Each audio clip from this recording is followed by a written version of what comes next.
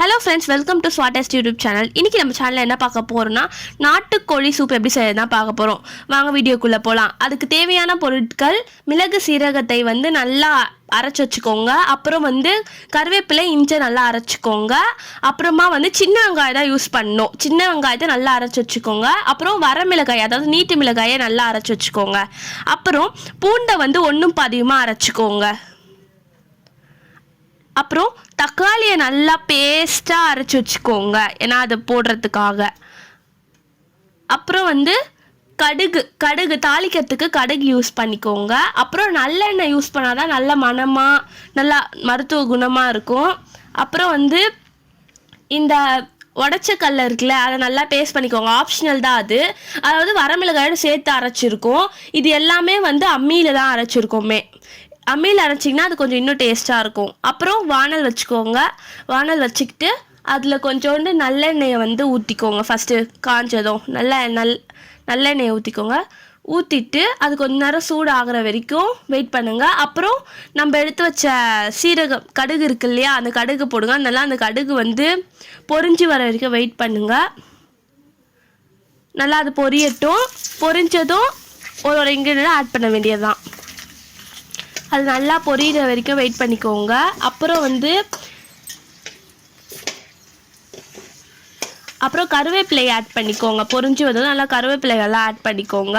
நல்லா கழுவி ஆட் பண்ணிக்கோங்க. அப்புறம் நம்ம செஞ்சு வச்சுருந்தோம்ல, சீரகமும் அந்த மிளகும் நல்லா அரைச்சி வச்சுருந்தோம்ல, அதை ஆட் பண்ணிக்கோங்க. ஆட் பண்ணிட்டு நல்லா கலந்து விடுங்க. அது அந்த ஆயிலோட இதுவாகிற அளவுக்கு கலந்து விட்டுக்கோங்க நல்லா. அப்புறம் அந்த நம்ம க்ரீன் பேஸ்ட் அரைச்சி வச்சுருந்தோம்ல, அந்த க்ரீன் பேஸ்ட் ஆட் பண்ணிக்கோங்க. ஆட் பண்ணிட்டு அதையும் நல்லா மிக்ஸ் பண்ணிக்கோங்க. ஒன்றத்தோட ஒன்று மிக்ஸ் பண்ணிக்கோங்க. அந்த பச்சை ஸ்மெல் போகிற அளவுக்கு கொஞ்சம் மிக்ஸ் பண்ணிக்கோங்க. அப்புறம் நம்ம அதாவது பூண்டு நல்லா நசுக்கி வச்சுருந்தோம்ல, ஒன்றும் பாதியுமா, அது நல்லா ஆட் பண்ணிக்கோங்க. அதை ஆட் பண்ணி அந்த பச்சை வாசனை போகிறதுக்கு ஆட் பண்ணிக்கோங்க. அப்புறம் நம்ம சின்ன வெங்காயம் அரைச்சி வச்சுருந்தோம் இல்லையா, அந்த சின்ன வெங்காயத்தை அதை ஆட் பண்ணி கலந்து விட்டுக்கோங்க. நல்லா இது நல்லா ஒரு பேஸ்ட் மாதிரி கலந்து விட்டுக்கோங்க. நல்லா இந்த மாதிரி ஒரு கன்சிஸ்டன்சியில் இருக்கும். இந்த ஒரு தொக்கு பதத்தில் இருக்கும். அப்புறம் என்ன பண்ணணும்னா நல்லா கலந்து விட்டுக்கோங்க. அந்த ராவான ஸ்மெல்லாம் போகிற வரைக்கும் கலந்துக்கோங்க.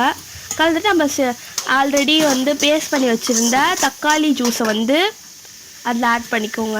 தக்காளி பேஸ்ட்டு அதில் ஆட் பண்ணிக்கோங்க. ஆனால் அதுக்கு முன்னாடி இந்த வரமிளகாய் அரைச்சிருந்தோம் இல்லையா, அதை ஆட் பண்ணிக்கோங்க. ஆட் பண்ணிட்டு அது நல்லா மிக்ஸ் பண்ணி விட்டுக்கோங்க. அது நல்லா கலந்து விடுங்க, அந்த பச்சை வாசனை போகிற வரைக்கும். அப்புறமா தக்காளி ஜூஸ் ஆட் பண்ணிக்கோங்க. நல்லா அது நாட்டு தக்காளி, அதாவது நாட்டு தக்காளி தான் நல்லா அரைச்சி வச்சுக்கோங்க. நாட்டு தக்காளி யூஸ் பண்ணால் இன்னும் நல்லா மணமாகவும் மருத்துவ குணமாகவும் இருக்கும். நல்லா மிக்ஸ் பண்ணிக்கோங்க. அந்த தக்காளியோட பச்சை ஸ்மெல் போகிற வரைக்கும் நல்லா மிக்ஸ் பண்ணிக்கோங்க. நல்லா அது கலந்து விட்டதும் அது ஒரு தொக்கு பதத்துக்கு வரும். அப்போ என்ன பண்ணணுன்னா, அந்த ராவான ஸ்மெல்லாம் போகிற வரைக்கும் நல்லா கலந்து விட்டுக்கோங்க.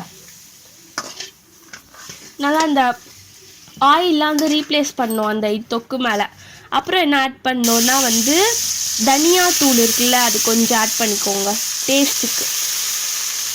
தனியாத்தூள் ஆட் பண்ணி நல்லா மிக்ஸ் பண்ணிக்கோங்க. அது எல்லாத்தோட சேர்ற மாதிரி மிக்ஸ் பண்ணிக்கோங்க.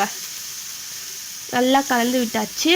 நல்லா ஒரு சூப்பராக பார்க்கறதுக்கே அருமையாக இருக்குது. அந்த ஸ்மெல்லு பயங்கரமாக இருக்கும். ஸ்மெல்லு செம்மையாக இருக்கும்.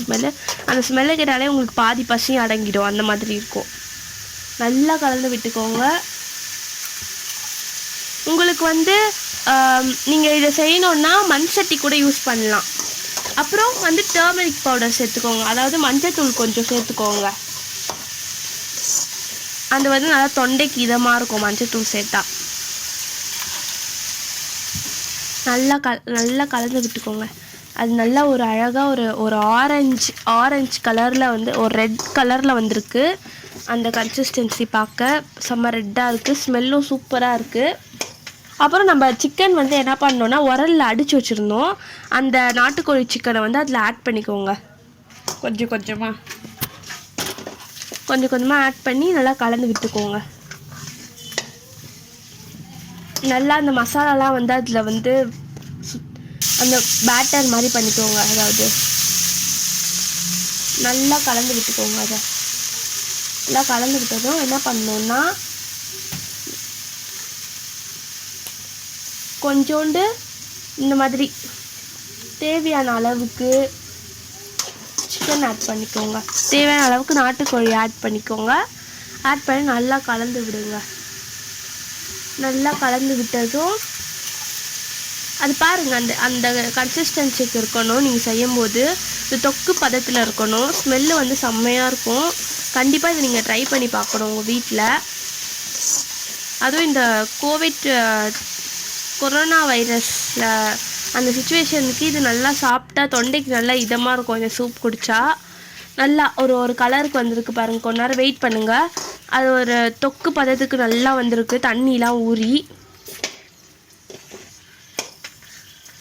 நல்லா கலந்து விட்டுக்கோங்க. அப்புறம் வாட்டர் ஆட் பண்ணிக்கோங்க. நம்ம வந்து எந்த அளவுக்கு நம்மளுக்கு திக்னஸ், சூப்போட திக்னஸ் எந்த அளவுக்கு வேணுமோ அவ்வளோ வாட்டர் ஆட் பண்ணிக்கோங்க.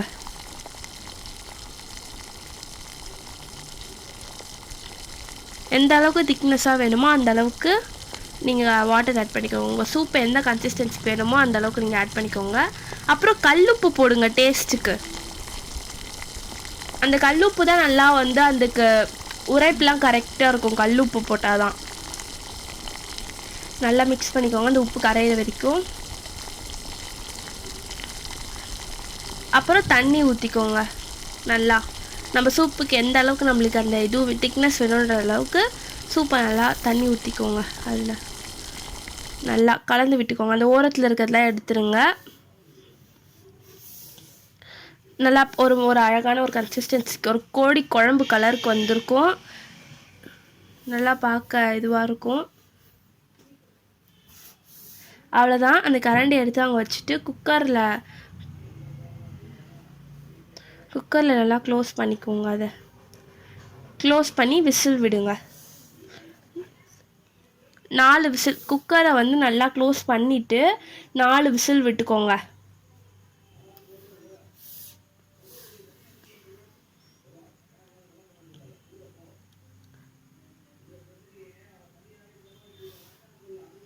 கொஞ்சம் கரண்டி விட்டுருங்க.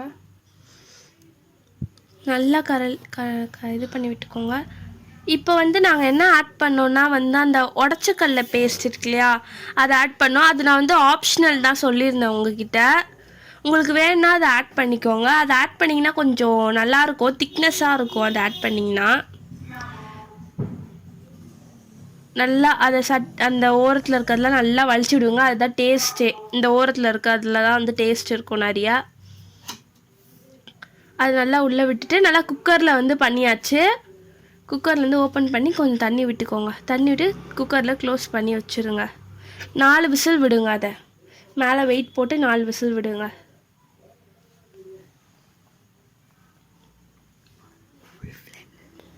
ஃபுல் ஃப்ளேமில் வச்சு 4 விசில் விட்டுருங்க.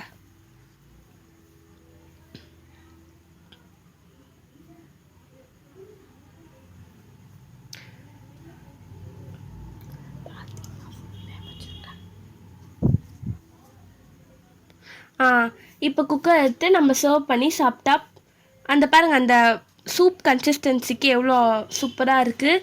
இது குடித்தா தொண்டைக்கு இதமாக சளி கட்டெல்லாம் வந்து சரியாகும். இந்த மாறு சளியெல்லாம் கரைக்கிறதுக்கு உதவியாக இருக்கும். அப்புறம் எப்போ போல் நீங்கள் வந்து அதை சர்வ் பண்ணி கார்னிஷ் பண்ணிடுங்க கொத்தமல்லி வச்சு. அவ்வளோதான், நம்மளோட சுட சுட சூப் ரெடி. இதை வந்து கண்டிப்பாக நீங்கள் ட்ரை பண்ணி பார்க்கணும். தேங்க்ஸ் ஃபார் வாட்சிங்.